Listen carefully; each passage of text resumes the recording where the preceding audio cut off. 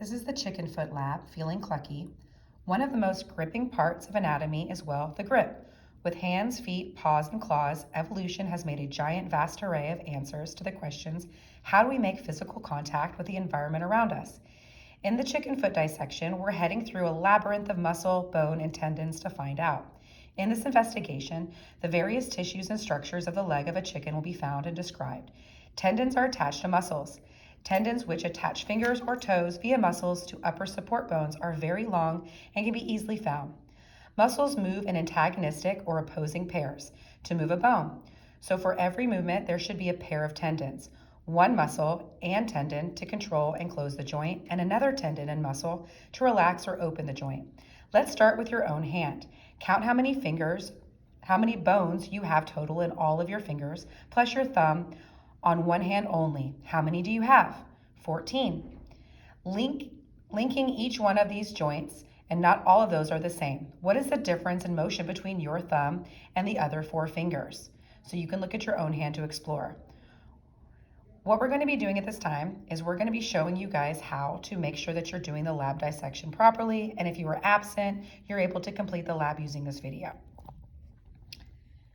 So for question number 1, start by gloving up and going over your rules for dissection. We've already done that with you in class. Step 2, look at the way a chicken foot touches the ground and how it is different from ours.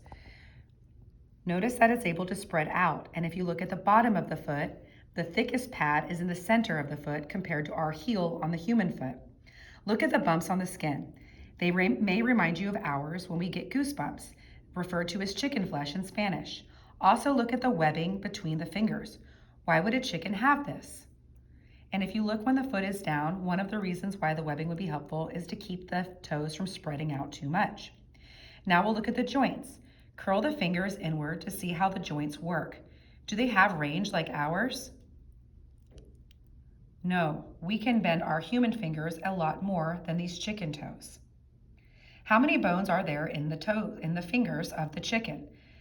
If we count them, there's going to be 8 per feet. And you can see this on the diagram on the lab. With a finger difference between humans and chickens, what do each one of the fingers do for the chicken? And what are their differences in length, shape, and motion compared to ours? Well, for ours, we use our hands to do different fine motor skills. They use theirs to walk, scratch, and for defense. If you look at the middle toe, it is longer on the chicken foot as it is on our hand. Also, there's a short back toe at the back of the chicken that's similar to the shorter thumb, which is one of our phalanges on our hand. The best first cut is to go down the back of the dorsal side. Dorsal means back. Do this carefully and you can reveal the tendon attachments all the way down the fingers. You can find fat deposits, tendons, and bones. The fat deposit is going to be what's in yellow, and you'll find it throughout the thicker part of the skin. The tendons are the long portions that are being pulled on now. And then you may be able to even see the bone once you cut in far enough. So we're going to try pulling on the different tendons to find different finger motions. Also, look at the way the joints connect the fingers and what shapes they are. So as we pull on an individual tendon, it is attached to that muscle and it allows the bones to be pulled and moved. If we pull a grouping of them, more than one toe will move at a time. So whenever we first dissected it, it was in a bundle. All of the tendons were attached. We use the scissors to separate the different tendons. Then as we pull on each one of the tendons, it's going to pull that muscle on the bone and have different range of motion for the chicken foot.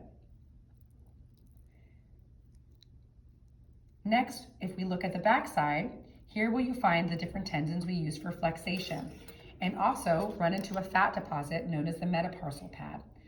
For that extra padding, we mentioned it before, it's so that whenever they are walking around, they can walk on rocks and rough terrain.